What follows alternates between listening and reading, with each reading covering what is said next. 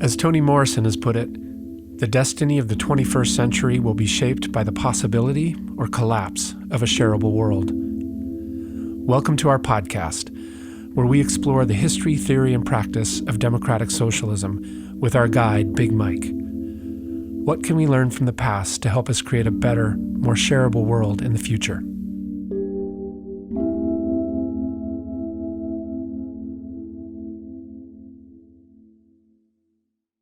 Welcome back, everybody, to A Shareable World. We're once again here with Big Mike. Hello, Big Mike. Hi. We're on a roll. We've been looking first at the religious tradition in the West as it relates to imagining alternative communities, alternative society, and then we started the philosophical tradition. Looked a lot at Plato, and then that last episode, Thomas More.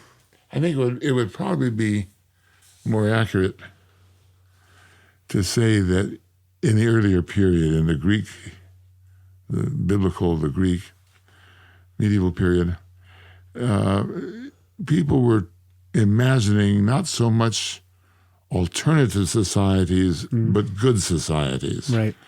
And the reason I want to make that distinction at this moment is because I think we're now going to talk today about a point at which the focus of the imagination turns from thinking of a good society to thinking of an alternative society. Right. In other words, the reason I make that distinction is that it is also this period now that we're getting into, the 16th and 17th century and on, in which a very powerful form of social criticism develops in support of the power structures that exist as opposed to against the power structures that exist. So you begin to get, whereas in the earlier period, you had all these critiques. We talked about them, with Thomas More and so forth. These critiques of the power structure. But the power structure itself tended to rest on a few primary assumptions, such as, for example, the divine right of kings. Right. And people wrote about the divine right of kings, but you didn't engage in the imaginative act of creating another society in order to critique the idea of the divine right of kings. It was a given. Right. No one goes off on a journey and finds another utopia to prove. But in this period, it changes now. In this period, we're going to see that the European thinkers become incredibly aware of two things that maybe they were less aware of before. Can I just, actually reminds me of something I thought about last time that I didn't ask you about that I think is related to this, because at one point, maybe a couple discussions ago, you talked about the twin birth of socialism and capitalism as two things coming into our way of thinking at the same time. But then we went back in history and looked at some of these things in the past, and maybe this what you just said is one way to explain it, that in the past, before the modern period, it was a call to do better. The prophet would show up and say, we can do better than this. Precisely. But then in the modern period, it's what are we going to do? Yeah, all these things that we've been talking about, and I'll mention a couple again this morning, all these things that we've been talking about are not yet socialism. Yeah, right. They're elements that will go into a socialist system of thought, but they're not yet socialism. And I think that's very important to keep in mind.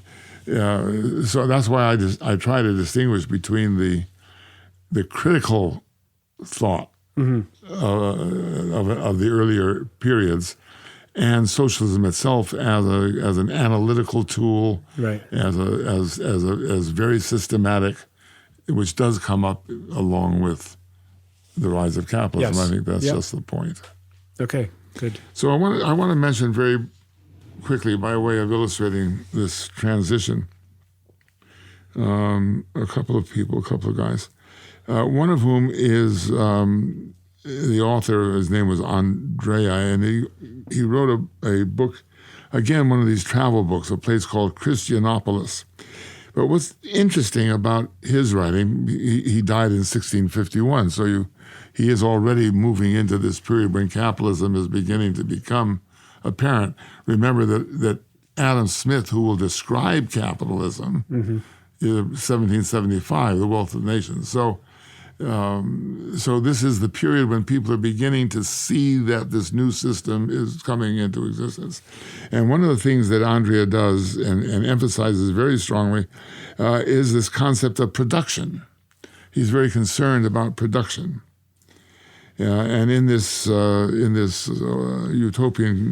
world that he creates, production is thoroughly organized. And more than being organized, it's planned. And this is now the most, again, I said earlier, some of these strains that will be part of socialism begin to appear. So it's organized. He says that those in charge know ahead of time what is thoroughly organized and know ahead of time what is to be made, in what quantity, and of what form. And they inform the mechanics of those items. So that's a plan. If the supply of material in the work booth, in the workshop, is sufficient, the workmen are permitted to indulge and give free play to their creative genius. No one has any money, and no one can be superior to the other in the amount of riches owned, since the advantage is rather one of power and genius. So here you get two elements. One element that I suggested last time, the universality, the commonality of knowledge as opposed to money and gold, etc. And the other, which is now very interesting, the idea of a planned economy. They knew. Remember, we spoke about Francis Bacon and the importance of the new science of measurement, of statistics and so forth. So along comes this guy, and he's applying these ideas to the concept of utopia. A good world will be one in which the economic production is planned. So most people don't read that book, by the way. Most people don't read any of this literature anymore. But I'd never heard of it. But it's an important point to make.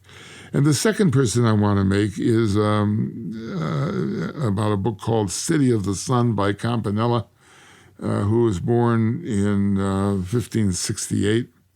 Again, more or less in the same period. And is a much better known book, actually, than Christianopolis.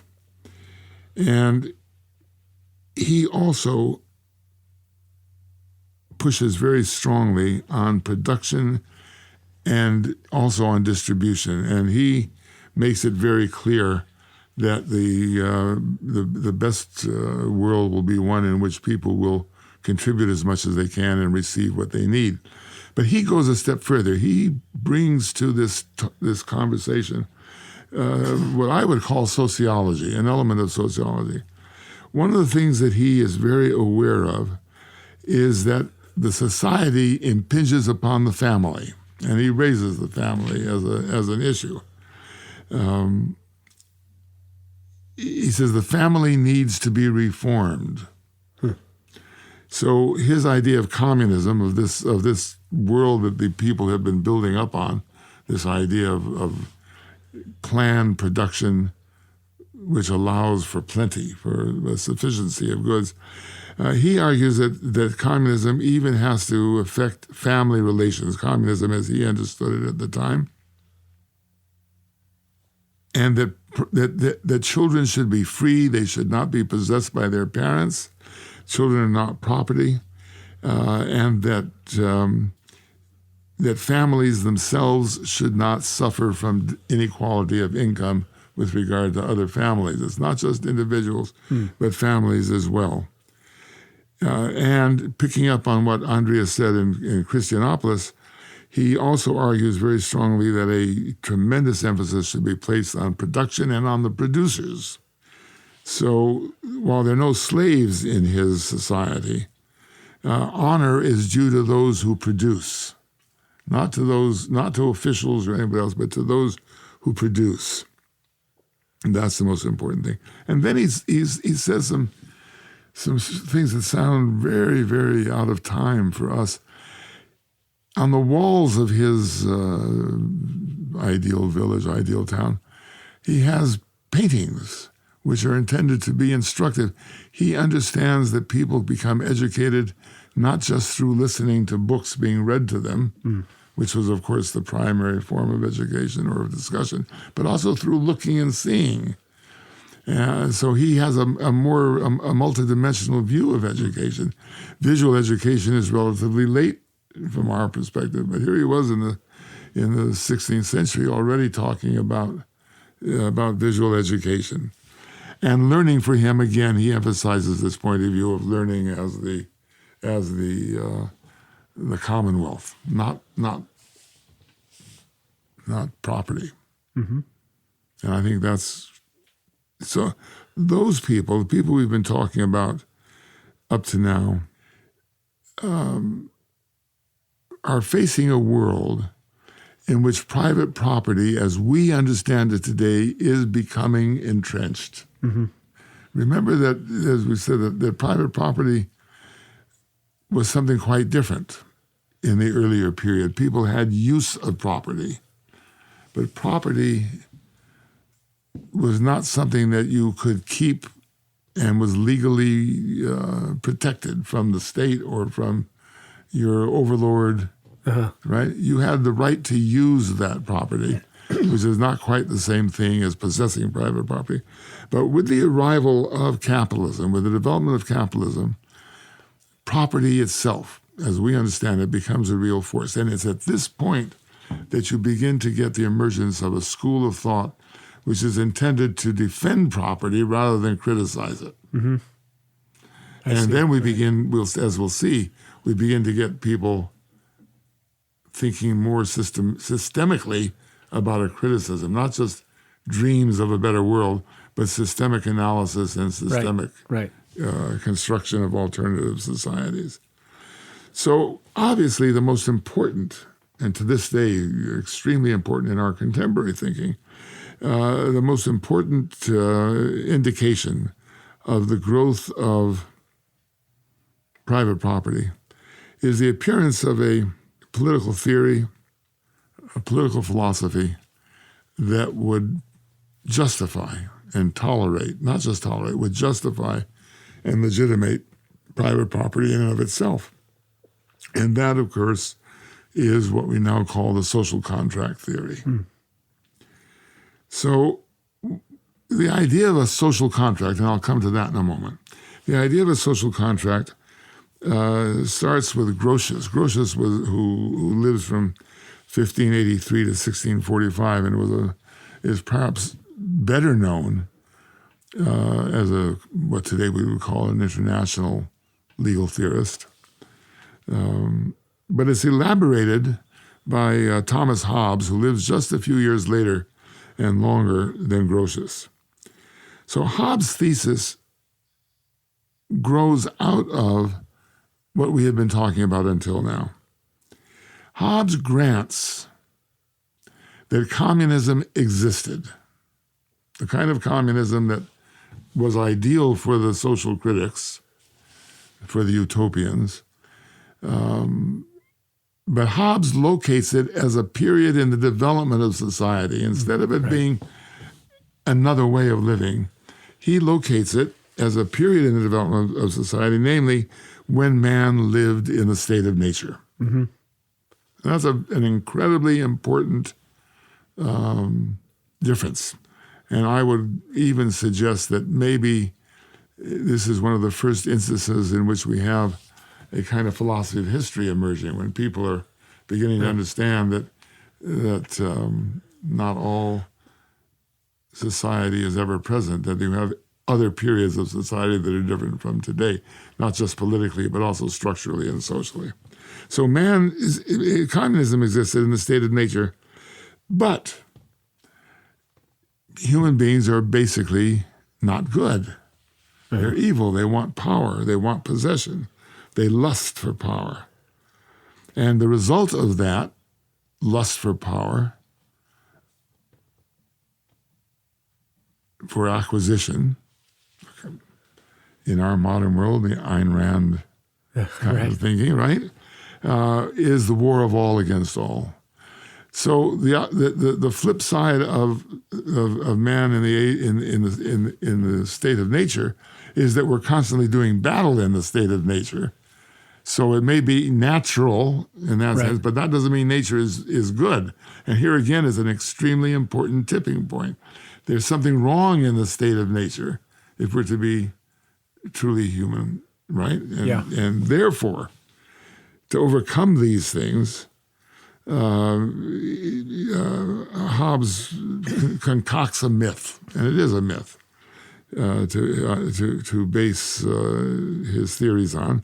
And he says that people came together to discuss what to do about this because they could not tolerate this war of all against all. And they arrive at the conclusion that they will surrender some of their freedom in the state of nature in order to get the protection they need to survive.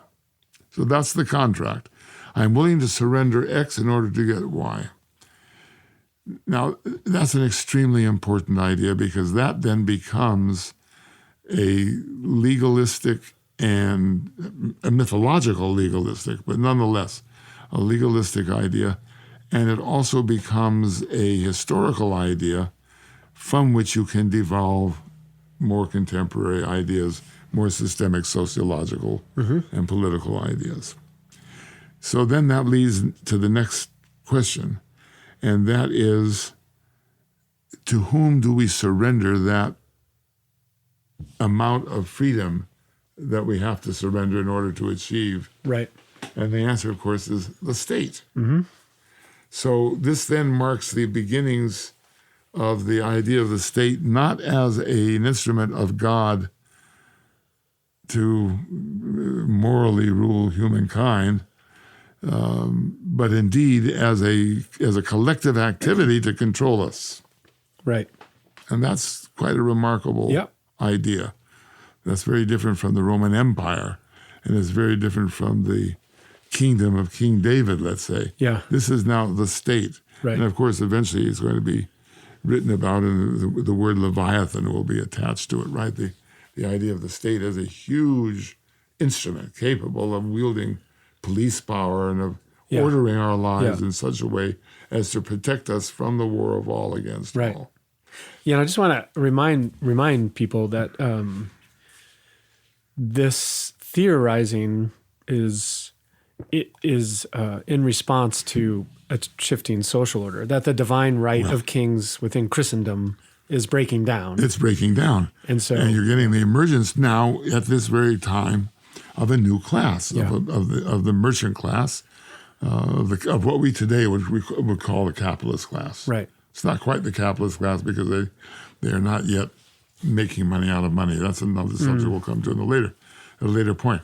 But there's certainly a new class seeking for a way to justify power in their image. Yes. Yep. And that we have to understand. And so the strategy here with Hobbes is to the creation of the myth is by telling a just so story about the past, that we find ourselves in a state of nature pre-Christendom. It's a story. Again, remember, this is the period of discovery, of the age of discovery. So they go to the Americas and they see what today we call the First Nations, or whatever term you want to use, living very close to nature. They have especially in North America, not so much in what today we call Latin America, but living in a kind of idyllic life, the noble savage, all of that type of thing. Yeah. The latest expression, what was the name of that movie? This movie of this Hottentot who discovered a Coke bottle. Oh boy, it's been a while since you remember that came movie? out. Yes. I want everybody to see it. Gods must be crazy. The gods must be crazy. So this South African is piloting a plane, and he's drinking a Coke, and he throws the bottle down, and it lands in a community of people living in a state of nature. Right. And it's the adventure of, there's something wrong here. This the whole point about the movie is that this is a manufactured object which is dropped from the skies. It's got to be put back somewhere. Otherwise, nature is not going to sustain itself. It's going to break up, right? Right. It's really a very wonderful and interesting movie, and I recommend it for everybody to see. So then the question is, once we've got this idea established of the state and of this social contract in which we all surrender some of our freedom in order to live with less danger in our lives, then comes the necessity to develop the theory behind it. And this is very much done with John Locke. Mm-hmm. And John Locke, he dies in 1704, so he's really getting up there now. We're getting up closer and closer to the first books on capitalism and to the American experiment and to lots of other things going on. And the question is, how do you justify this new society? How do we explain to ourselves this new society that's emerging, this new world that is emerging? And Locke, in my view, is noted mainly for development of the labor theory of value, which is going to become extremely important when Marx appears on the scene and begins to provide us with he and his immediate antecedents provide us with a theory explaining our economic behavior. So Locke disagrees with Hobbes, and he suggests that in the state of nature, when I didn't harvest because I didn't plant, when I picked a banana off the tree or harpooned a fish from the river, that was not communism.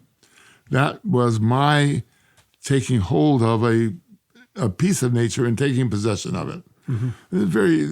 It's not the opposite of the idea of the state of nature, especially if I think of the state of nature as also a kind of level of production development, right? When all you really needed was to dance among the vineyards or among the trees in the forest and pick fruit.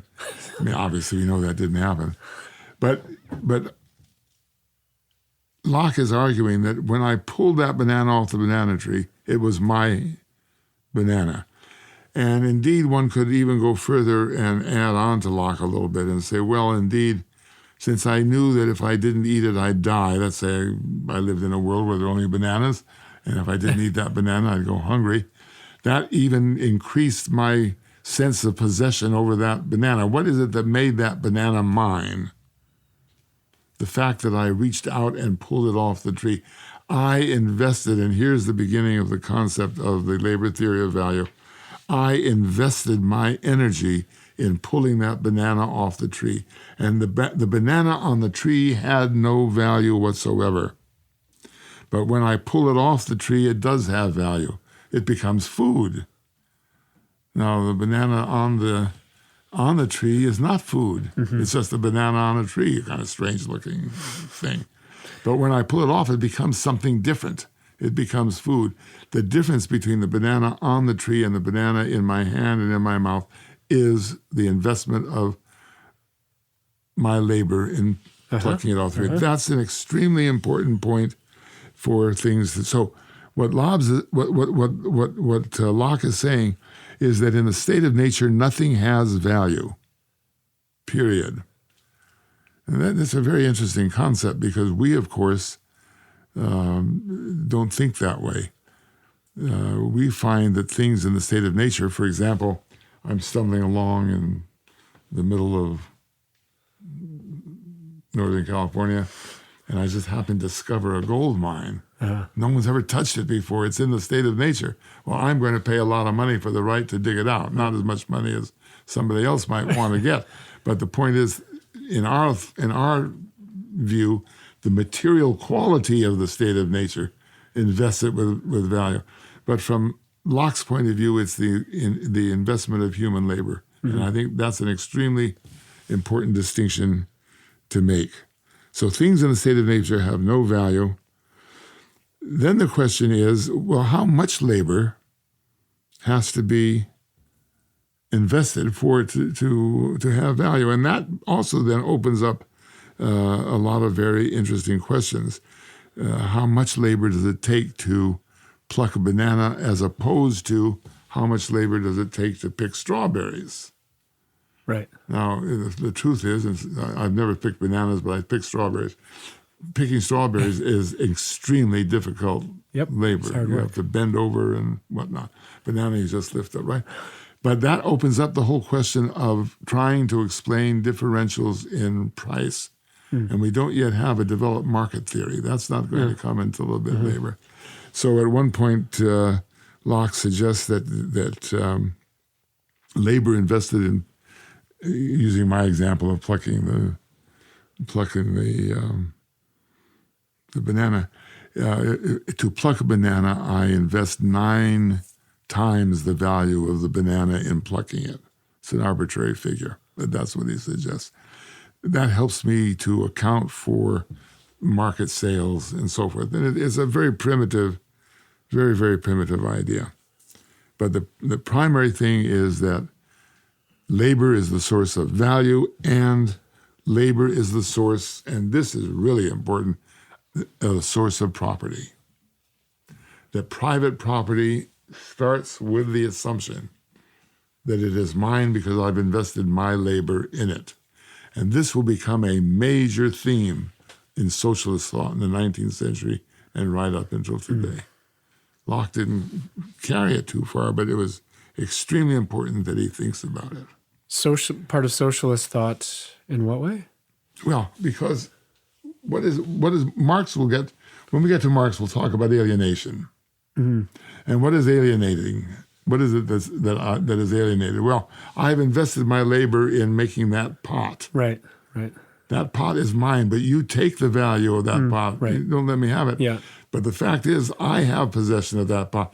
So at the heart of the Marxist analysis of alienation is the idea that property is a consequence, private property is the consequence of the investment of my labor in something, and you steal it because you're the capitalist. Yeah, okay, right. So eventually, as we'll talk about next time, because we won't be able to today probably, Proudhon is going to write a book and he's going to argue that property is theft. Right. So that you're taking that pot, which I made, and selling it on the market and only giving me 10 cents and you're selling it for $1, right? Yeah. That's theft of my property. Yeah.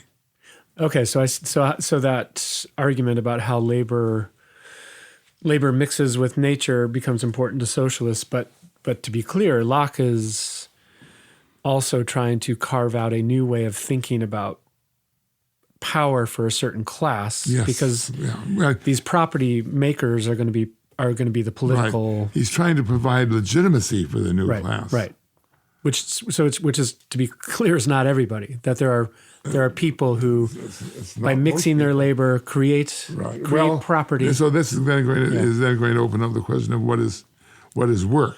Yeah. Today we have reached what, with all due respect to my economist colleagues, is in my opinion, reductio ad absurdum of this idea, because we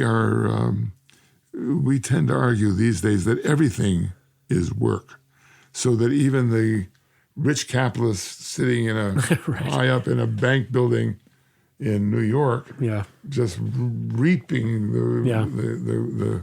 a field of gold coins, that he is investing his labor in that, and he's taking risk that the investment that the risk factor is equal to the labor factor, et cetera. Right. I mean, this really is we have carried this argument to a rather ridiculous extent. Yeah.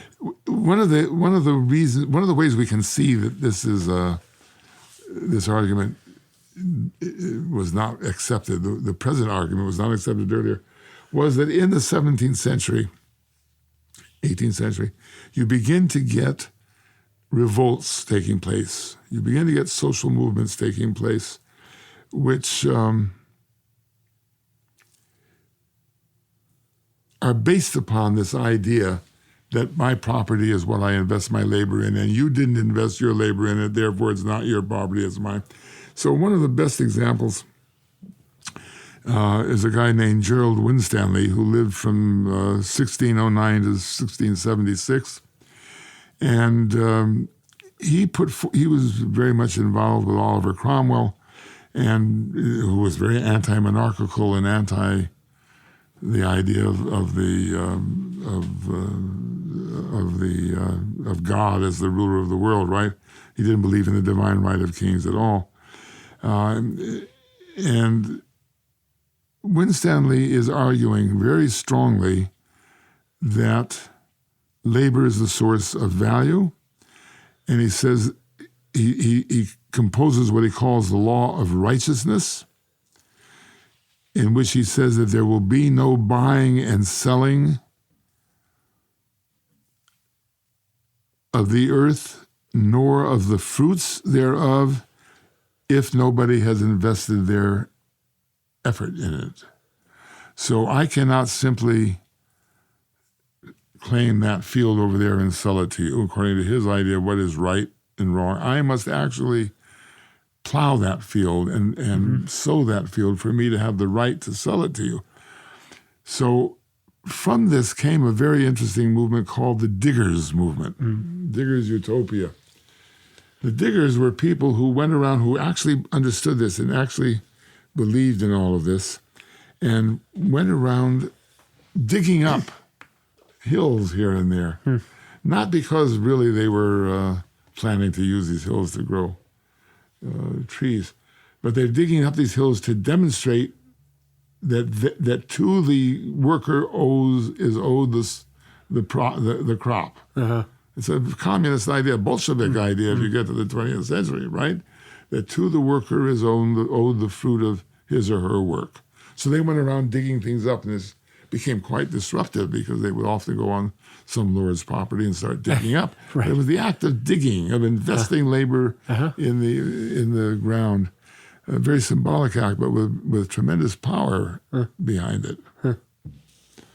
So I think that these are all signs of the beginning emergence of, as I said, of capitalism and what will quickly become socialism. And again, they're beginning to become very much aware of the idea that political power rests upon economic power. That's very important. Right. Yes. Now, one more point I'd like to make, at least one more in this regard, is the emergence of another idea, which is a harbinger of modernity. A man named Peter Chamberlain, who died in 1683,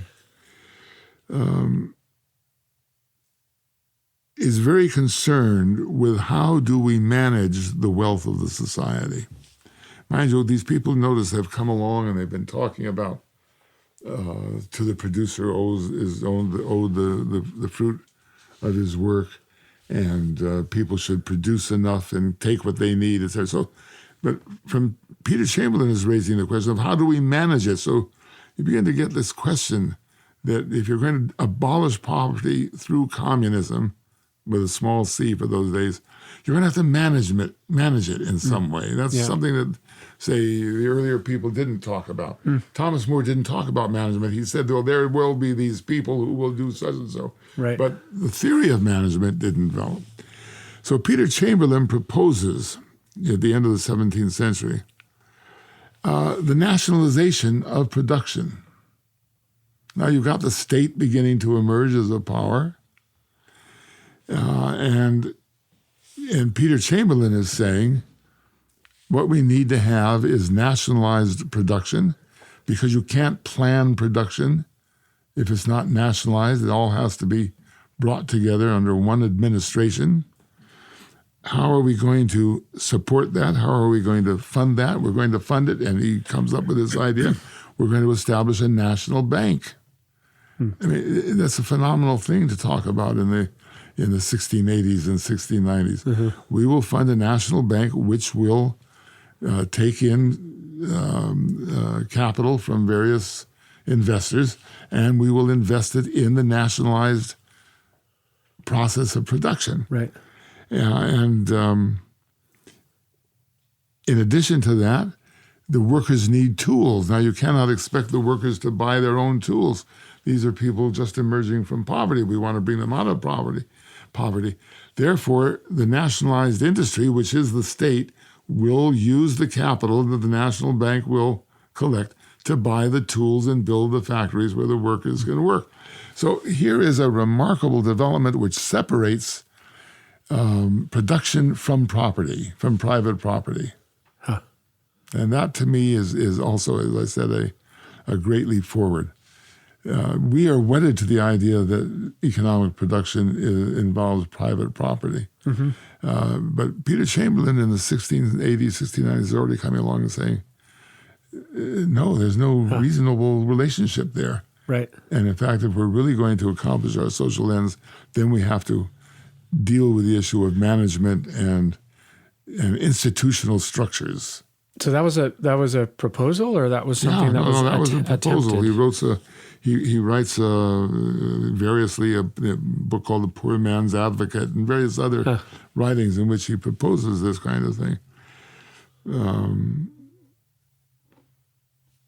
And he's a Christian, he really does. He says at one point, and this again is the non-Catholic Christianity being the place to which social criticism fled.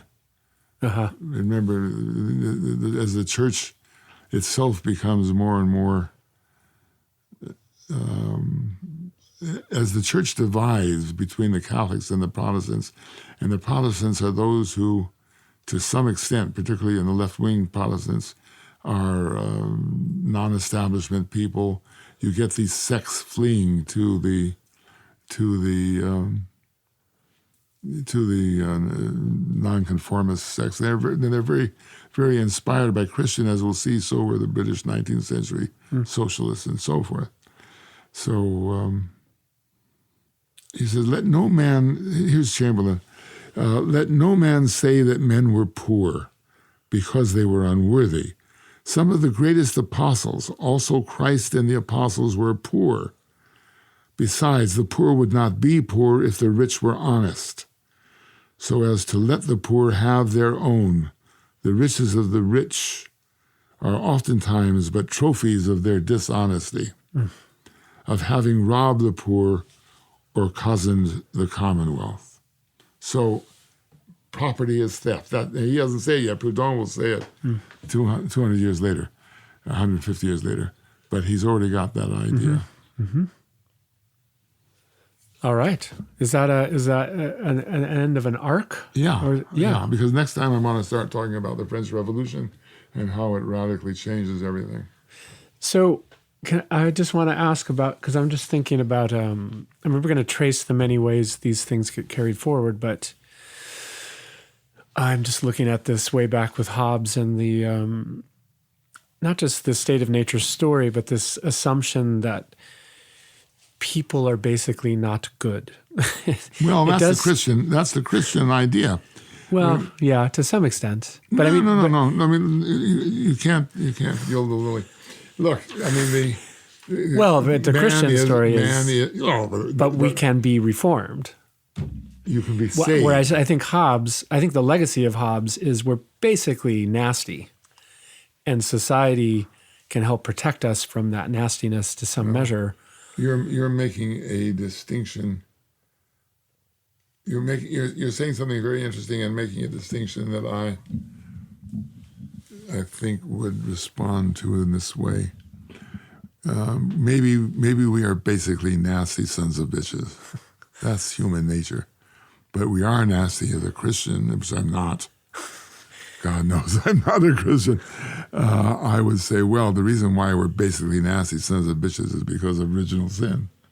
Right. All right. So then society is a story of redemption. We can only redeem ourselves through society. So to say that Hobbes is completely secular or that Hobbes denies the Christian perspective may be true on the surface, but the structure of Hobbes' story, right, the infrastructure of Hobbes' story is still the Christian story, because it is only through, for example, we sit down and we agree that the social contract is the beginning of salvation. Yeah, that makes sense. And I don't even necessarily want to argue about what dependency it has on the Christian story or not, but just in terms of, do people walk around now? When we think about our problems, to what degree are we relying on some notion of what it is to be human at some basic level? And I think for a lot of conservative types, we have these selfish predispositions that are natural and that are not going to go away, and society therefore should be structured in a way to make use of them. Or you have a completely different view, which is that however we show up on earth, it's the job of society to acculturate people to a goodness that is already there in some sense. Well, I think there's a third position. Let me rephrase what you just said, and we'll argue about this as time goes on.